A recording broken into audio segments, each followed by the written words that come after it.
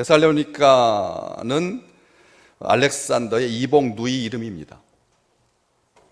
알렉산더 대왕이 세상을 떠나고 그 헬라 지역을 다스리던 카산더의 아내였죠.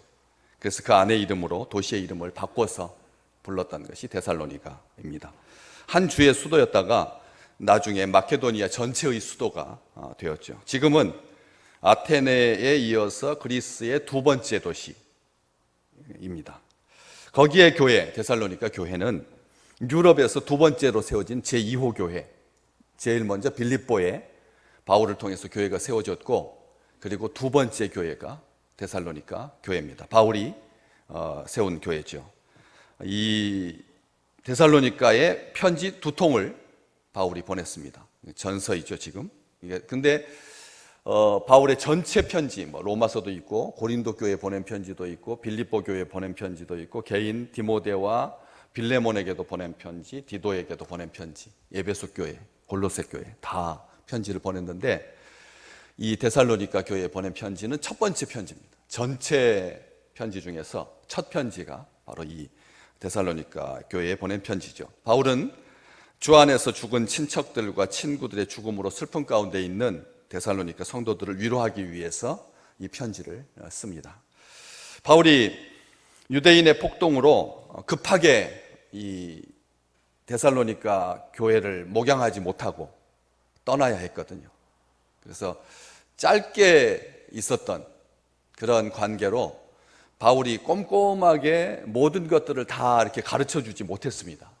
그래서 이 다른 것은 문제가 안 됐는데, 이 부활과 관련하여서 먼저 죽은 사람들, 자기 가족들 중에 먼저 세상 떠난 사람들, 이런 사람들은 나중에 어떻게 되나 라고 하는 게, 이게 관심이 굉장히 많았습니다. 우리 주님께서 승천하시면서 내가 너희가 올 거다, 올라간 대로 그대로 내려올 거다, 이렇게 말씀을 해주셨기 때문에 거의 이게 지금 50년대 중반, 예수님께서 승천하신 때가 30년대 중반이니까 한 20년 그 어간이거든요. 이 편지가 쓰여진 때가. 그래서 한 예수님께서 승천하시고 나서 한 20년 동안 교회는 다른 거 신경 쓸 필요가 없었습니다.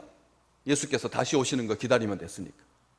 자기 세대에 온다고 생각해요. 내가 속히 오리라. 속히 온다고 주님께서 말씀해 주셨으니까 다른 거 세계 선교 하지 않았습니다. 주님께서 오시는 것만 기다렸습니다. 그러면 됐습니다. 다른 문제가 하나도 없었습니다. 자기 세대에 오니까 다른 그 다음 세대를 신경 쓸 일도 없고, 그리고 그 전 세대를 신경 쓸 일도 없고, 그래서 오직 하나, 다시 오실 주님만 간절하게 기다리면서 믿음 지키면서 그렇게 살면 되었기 때문에 신앙이 복잡하지 않았죠. 그런데 이게 조금 더 늘어나니까 시간이 20년이 차고 25년이 차고 30년쯤 돼가니까, 그래서 이 부분에 있어서 사람들이 이제 혼란스럽기 시작한 거죠. 이거 우리 죽은 다음에 오시는 거 아닌가? 그렇다면 불안해지기 시작한 겁니다. 그러면 예수님 오시기 전에 세상 떠난 사람들, 그 사람들은 과연 어떻게 될 것인가, 이런 궁금증이 가득해가지고 이게 사람들로 하여금 혼란스럽게 만들었죠. 그래서 이 교회가 흔들리지 아니하도록, 다른 면에서는 주께서 다시 오실 재림의 신앙을 가지고 건강하게 나가면서도 다시 이렇게 흔들리지 아니하도록 이 편지를 쓰는 거죠. 오늘 앞쪽에서 쭉 원래 13절부터가 한 같은 문맥인데, 거기에 보시면 형제들아, 자는 자들에 관하여, 먼저 죽은 사람들, 너희보다 먼저 앞서간 사람들에 관하여는 너희가 알지 못하는 것을 원치 않는다, 반드시 알아야 된다 라고 하면서 소망 없는 다른 사람들처럼 슬퍼하지 말도록, 소망 없는 다른 사람들처럼 먼저 세상 떠난 친구들과 친척들의 죽음에 대해서 그렇게 슬퍼만 하지 말라고 분명하게 알기를 원한다라고 하면서 쭉 이 편지 4장에 기록하고 있는데, 바울은 이 예수님의 부활과 그리고 성도의 부활, 그리고 다시 오실 주님, 이것은 한 연장선상에 있다. 부활신앙 따로 재림신앙 따로가 아니라 예수님께서 다시 오시는 것과 우리 주님께서 부활하시는 것은 같은 사건이다, 같은 맥락에서 봐야 된다 라고 하는 것을 분명하게 하기 위해서 데살로니가전서 1장부터 계속 우리 주님께서 다시 오신다, 다시 오신다, 부활과 연관지어서 그렇게 말을 하고 있습니다. 오늘도 그 말씀인 것이죠. 주님께서 부활하셨다.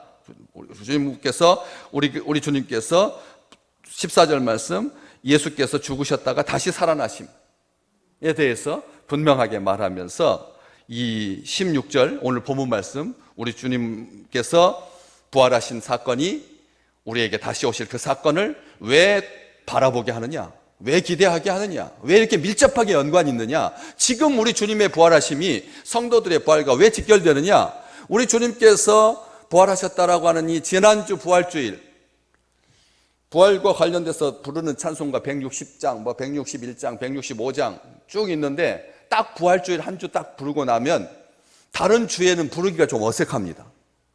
그렇지 않습니까? 여름에 부르겠습니까? 가을에 부르겠습니까?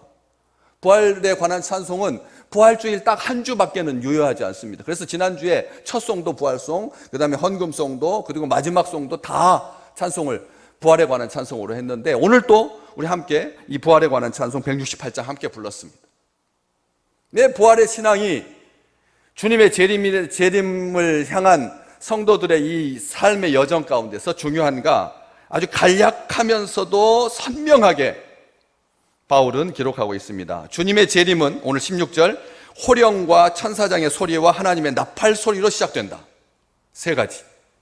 우리 주님께서 오시는 것은 호령이라고 하는 것은 우리가 지금 안 쓰는 단어여서 호령소리, 우리가 호령소리는 알고 있는 말이죠. 아주 맹렬한 소리, 호령소리, 고함치는 소리, 호령소리, 그렇게 아는 세대가 별로 많지 않습니다. 다음 세대는 이 호령소리라고 하는 말 자체를 잘 모릅니다. 그냥 호령이라고 되어 있고, 여기는 성경에는 호령이라고 되어 있고, 우리 한국어에서는 호령소리, 지휘관이 근엄한 군기 아래서 부하들에게 외치는 진격의 명령소리, 이 호령소리로 되는데, 이 호령은 호령소리, 호령, 천사장의 소리, 하나님의 나팔소리, 이 세 가지가 다 소리거든요. 다 소리죠. 다 소리입니다. 굉장히 시각적인 건데 삼중 신호로 되어 있는 거죠. 우리 주님께서 다시 오실 때 이 소리가 그 소리인지 저 소리가 그 소리인지 몰라서 헷갈리지 아니하도록, 우리 스마트폰 울리는 소리가 자기가 정한 소리로 딱 정해놓지 않으면 다른 사람 핸드폰 소리하고 헷갈려가지고 그때마다 깜짝 놀라기도 하고 그렇게 하는 것처럼, 또 자기한테 익숙하지 않으면 이게 나한테 온 소리인지 몰라가지고 그냥 지나가잖아요. 그래서 자기한테 딱 맞는 그 벨소리를 정하잖아요. 20가지가 넘고 요즘 30가지가 넘는데, 그것도 문자 오는 소리 다르게 만들고 카톡 오는 소리 다르게 만들고 이렇게 영상 오는 소리 다르게 하고 해가지고 구별하려고 애쓰잖아요. 그런데도 더 정신이 딴 데 팔려가지고 그 소리를 제대로 못 듣고 넘어가면 나중에 서운해지잖아요. 이렇게 그러지 말라고 우리 주님께서 다시 오실 때는 호령, 천사장의 소리, 하나님의 나팔 소리, 이게 삼중 신호, 완전한 신호입니다. 주님의 재림은 은밀한 사건이 아니라 온 세상 모든 사람들이 다 알 수 있도록 아주 분명하게 시작된다는 것입니다. 그냥 한국의 백성들의 신앙의 상태가 한 97점쯤 되어가지고 3점이 채워질 때까지 먼저 100점 넘은 미국 사람들에게, 먼저 100점 넘은 유럽 사람들에게, 먼저 신앙이 투철한 누구에게 우리 주님께서 먼저 재림이 확실하게 보여지고 그 다음에 순차적으로 나중에 한국의 백성들, 그 다음에 더 뒤에 복음받은 사람들, 나중에 신앙이 흐릿한 사람들, 이런 사람들에게까지 순차적으로 되는 게 아니라, 주님께서 오시는 그 재림은 신앙의 선후를 따라서 오는 것이 아니라 믿음의 강하고 약하고에 따라서 그렇게 구별되어서 오는 게 아니라 동시에, 그리고 모두가 알 수 있게 확실하게 삼중 신호로, 완전한 신호로 우리 주님께서 재림하시는 것이 시작된다는 것이죠. 호령, 큰 소리로 외치는 명령, 한자 뜻입니다. 큰 소리로 외치는 명령입니다. 호령소리라고 하는 말이에요. 호령 자체가 큰 소리로 외치는 명령인데, 우리는 호령소리라고 하는 말로 쓰죠. 그런데 이 호령이라고 하는 것과 관련하여서 헬라어 사전에 이 어뜻 호령이라고 하는 그 뜻과 관련하여서 몇 가지 의미를 예를 듭니다. 무슨 뜻이냐면 특별하게 전차 모는 자가 말에게 명령하는, 전차를 모는, 싸움하러 나가기 위해서 나가는 그 전차의 그 기수가 말할 때 명령하는. 두 번째는 사냥꾼이 사냥개에게 명령하듯이, 사냥꾼이 사냥개에게 명령하듯이. 세 번째는 선장이 선원들에게 명령하듯이. 네 번째는 군 지휘관이 병사들에게 명령을 내리듯이. 어때요? 다 무슨 의미인지 아시겠죠? 전차 기수가 이 말에게, 사냥꾼이 개에게, 선장이 선원에게, 지휘관이 병사에게. 공통점이 뭡니까? 각각의 경우 다 거부할 수 없는 권위를 가지는 거죠. 아멘. 이 호령이라고 하는 게 우리 주님의 재림 앞에, 그 권위 앞에 거부할 수 없다는 것이죠. 호령이 시작되면 이제는 물릴 수가 없는 겁니다. 신랑이 왔다라고 그 신랑의 친구들이 큰 소리로 외치면 신부 측 가족들이 다 밤새껏 기다리고 있다가 그 소리 듣고 맞으러 나가는 것처럼 예외 없이 잠들어 있는 것이 핑계될 수가 없다는 거예요. 나에게 예수 전해준 사람이 아무도 없었노라고 그렇게 핑계할 수가 없다는 거예요. 나는 시대를 잘못 태어나서 독재국가에 태어나서 나는 러시아의 백성으로 살고 있느라 그래서 몰랐다라고 핑계할 수가 없다라고 하는 것이죠. 호령이라고 하는 것은 예외 없이 모든 경우가 다 그 권위에 복종해야 된다는 것이, 거부할 수 없는 권위를 나타내는 것이 호령이고. 그리고 천사장의 소리. 천사장이 유대인들에게 천사장은 7명이다 이렇게 기록되어 있고, 그 중에서 우리 성경에 기록되어 있는 천사장 이름은 미카엘 한 명입니다. 가브리엘은 천사장이라고 기록되어 있지 않습니다. 그런데 그 미카엘, 천사장의 소리, 천사장들이 소리를, 그 호령과 함께 천사장의 소리가 울려 퍼지게 된다는 것이죠. 그리고 하나님의 나팔 소리, 이 세 가지, 하나님의 나팔 소리. 성경에서 하나님의 나팔은 하나님의 백성을 하나님의 산 아래 모아서 하나님의 임재를 나타낼 때, 새로운 해가 시작되는 것을 알릴 때, 아수르와 애굽에 흩어져 있던 자기의 백성들이 거룩한 산 시온에 돌아올 때, 그리고 심판의 날이 임박했을 때 나팔 소리를 불어서 성도들을 회집하고 그리고 사인을 보내고 진군하고 멈추게 하는, 모든 것들을 규정하는 소리가 나팔 소리죠. 하나님의 나팔 소리입니다. 하나님의 나팔 소리. 하나님께서 이렇게 이 삼중 신호를 통해서 주님께서 다시 오실 때 모든 자기의 백성들이, 온 세상 사람들이 다 알 수 있도록 확실하게 시작이 되는 것이죠. 그러면서 그 나팔 소리로 친히 하늘로부터 강림하시니, 그 나팔 소리와 함께 이렇게 기록되어 있지 않고 호령과 천사장의 소리와 하나님의 나팔 소리와 함께 우리 주님께서 오신다라고 되어 있지 아니하고, 호령과 천사장의 소리와 하나님의 나팔 소리로라고 하는 이 말, 소리로 도구 삼아서, 수단 삼아서, 소리로, 그 소리가 사인이 되어서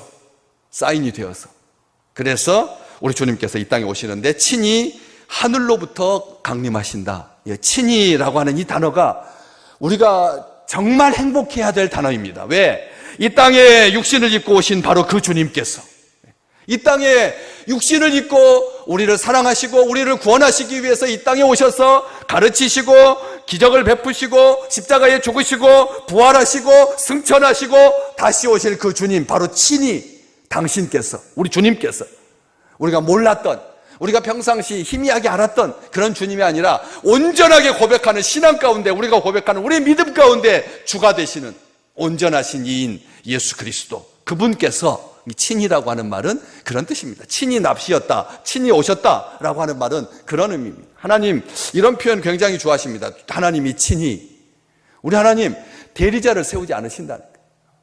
배달사고 나지 않게 하신다는 겁니다. 우리 주님이 우리를 직접 만나 주신다는 거죠. 우리가 좀 높아지기만 하면 밑에 사람 보내가지고 협상하게 하고 밑에 사람 통해서 이야기하게 하고 다 그러잖아요. 그렇지 않습니까? 직접 하지 않잖아요. 아직 대통령에 오르기 직전이니까, 그래서 많은 사람들 만나가지고 국밥 같이 먹으면서 그렇게 이야기하지, 나중에 소위 말하는 구중궁궐에 들어가면 그 인해장막이 어마어마해서 그 경호대를 통과하지 않으면, 신분을 검증하지 않으면 대통령 만나지 못하잖아요.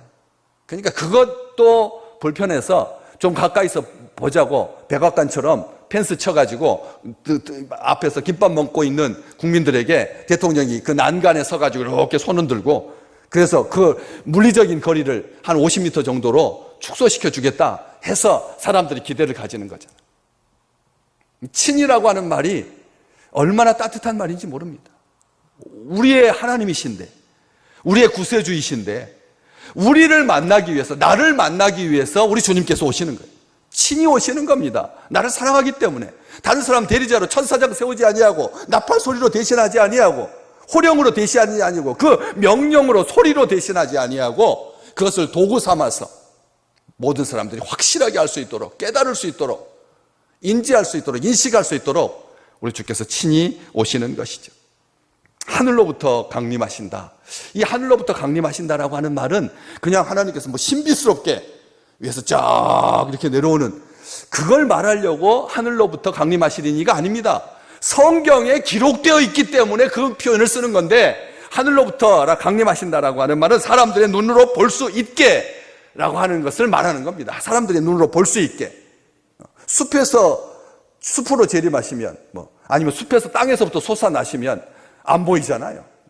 모든 시선을 가리는 것으로부터 자유로울 수 있도록, 아무리 빌딩이 있어도 하늘 위에서 내려오시면 모두가 다 볼 수 있으니까 가려지지 아니하도록, 제한되지 아니하도록 모두가 볼 수 있게 하늘로부터 강림하시는데, 사도행전 우리 주님께서 올라가실 때 제자들이 자세히 하늘을 쳐다보고 있는데, 흰옷 입은 두 사람이 그들 곁에, 제자들 곁에 서서 이렇게 말하죠. 사도행전 1장 11절, 갈릴리 사람들아 어찌하여 서서 하늘을 쳐다보느냐? 너희 가운데서 하늘로 올려지신 이 예수는 하늘로 가심을 본 그대로 오시리라 하였느니라. 천사 두 사람이 그렇게 말했던 그 말씀대로, 그 약속대로 우리 주님께서 하늘에서 내려오신다는 것이죠. 그렇게 하늘에서 내려오시는데 강림하시더니 그 다음에 문제, 가장 데살로니가 교인들이 혼란스러워했던 그 부분이죠. 하나님, 우리 주님께서 다시 오신다라고 하는 것은 우리의 믿음의 모든 백성들이 다 공히 고백하는 그런 공통적인 요소인데, 바로 그 강림하시리니 그 바로 다음 말 뭐라고 되어 있습니까? 그리스도 안에서 죽은 자들이 먼저 일어나고, 주의 재림과 함께 가장 선행할, 우리 주님께서 오셨을 때, 여러분, 우리 주님께서 우리 가운데 딱 내려오시면 어떤 일이 벌어지느냐? 제일 먼저 벌어지는 것이 죽은 자들이 먼저 일어난다. 그런데 앞에다가 바울은 딱 막습니다. 아무나가 아니라는 거죠. 아무나, 죽었던 모든 사람이 먼저 일어나는 것이 아니라 누구가?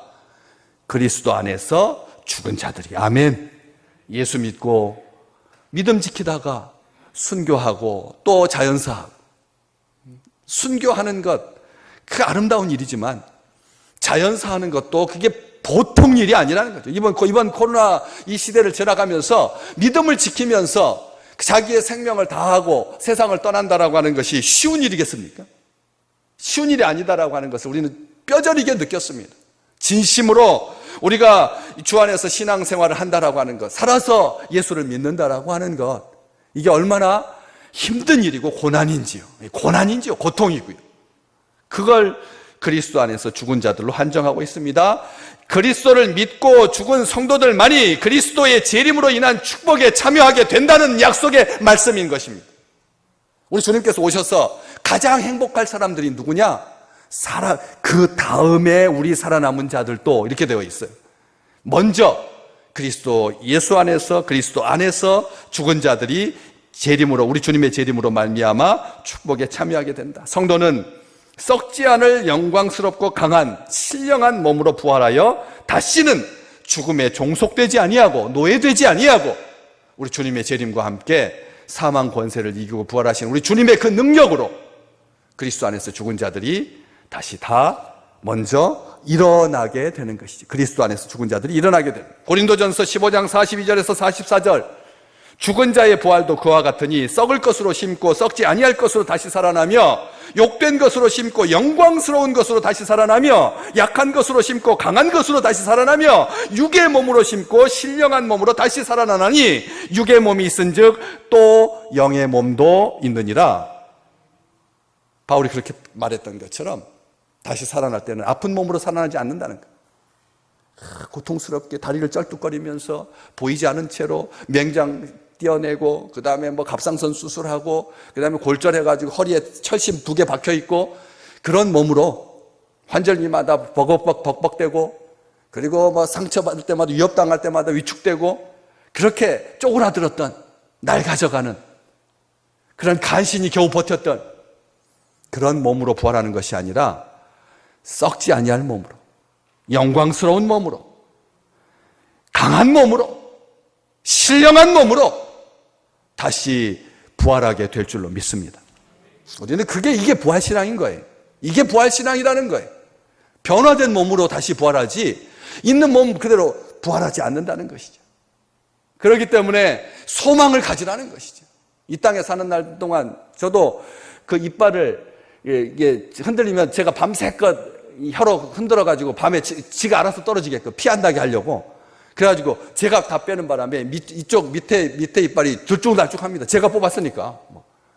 실에다 이렇게 매가지고 문고리에다 해가지고 확 해가지고 뽑은 게 아니라 흔들어서 뽑았으니까 들쭉날쭉합니다. 그래서 많이 생각했습니다. 여기다 이렇게 철 심어가지고 이빨을 고르게 할 건가? 별 생각을 다 했습니다. 그러면서 무슨 생각한 줄 아십니까? 56년 썼는데 56년 썼는데 지금 뭘 더 보겠다고 다시 여기다가 철심돼가지고 줄 맞춰가지고 그렇게 할 필요가 있는가? 그런 생각을 하게 되었어요. 많은 사람들이 그거 하나만 고치면 너는 최고일 텐데 그거 하나만, 코끝이 보기 싫으니까 그것만 성형수술하면 그랬다가 어떻게 됐나요? 중국의 그 예쁜 여자 배우가 코가 다 썩어가지고 아무리 복원해도 70%밖에 복원이 안 된다는 거예요. 다 썩어서.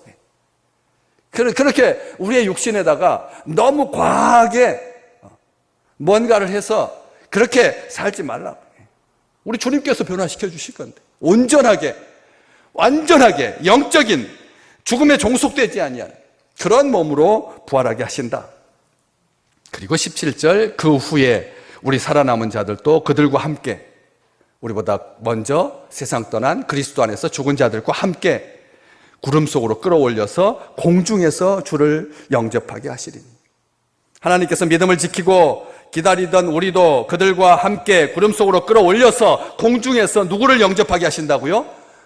오시는 우리 주님을 영접하게 하신다. 하나님께서 이 일을 진행하신다. 하나님께서 이렇게 말씀하셨습니다. 그 후에 우리 살아남은 자들도 그들과 함께 공중 속으로 끌어올려져서 공중에서 주를 영접하게 하실 것이다. 환상적이죠. 놀라운 축복입니다.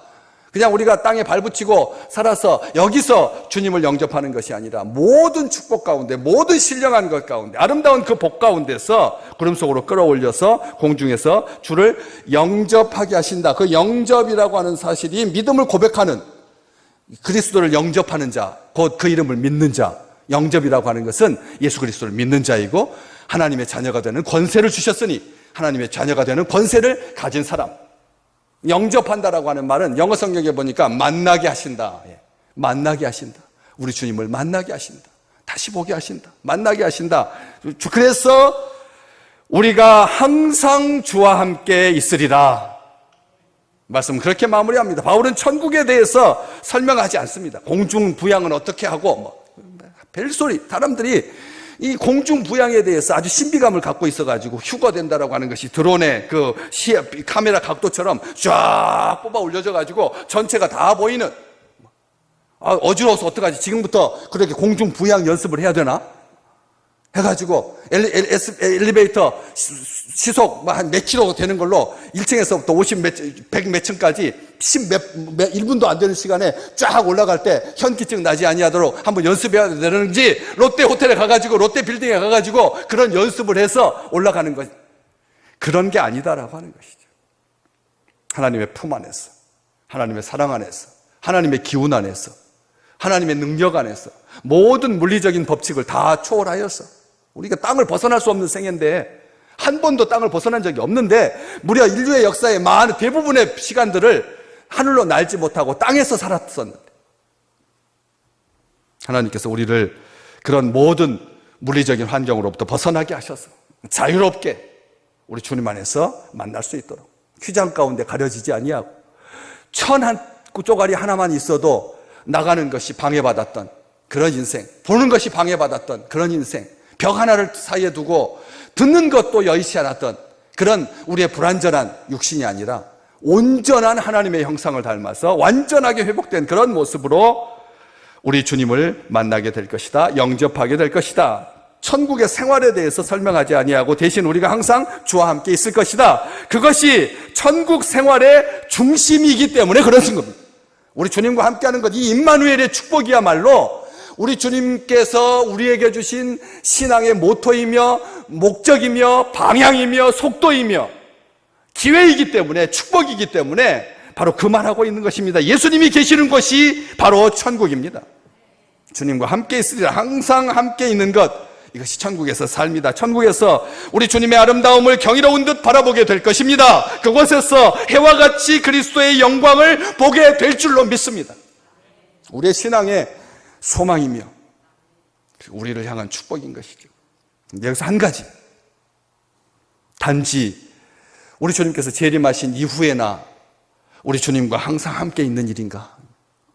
지금은 떨어져 있고, 지금은 간헐적으로 만나고, 지금은 수도원에 가가지고 2박 3일 금식한 다음에나 만날까 말까 하고, 희미하고 느낌으로 예수님 만난 것 같기도 하고 안 만난 것 같기도 하고, 나 혼자 괴롭게 이 해안에 그 고난스러운 발자국을 남기면서 뛰어가는 그 자리, 그 발자국 하나 있는 것은 내 발자국이고, 그리고 평상시 복 받을 때, 편안할 때는 우리 주님과 같이 걷다가도 외로울 때, 힘들 때, 그럴 때는 나 혼자 걷고 있는 그런 해안에 있는 발자국처럼 나 혼자 아닌가? 그렇습니까? 오늘 지금 4장 보고 계시는데 바로 옆에 펴져 있으니까 5장 10절 말씀 한번 볼까요? 자막 없습니다. 5장 10절 말씀 같이 볼까요?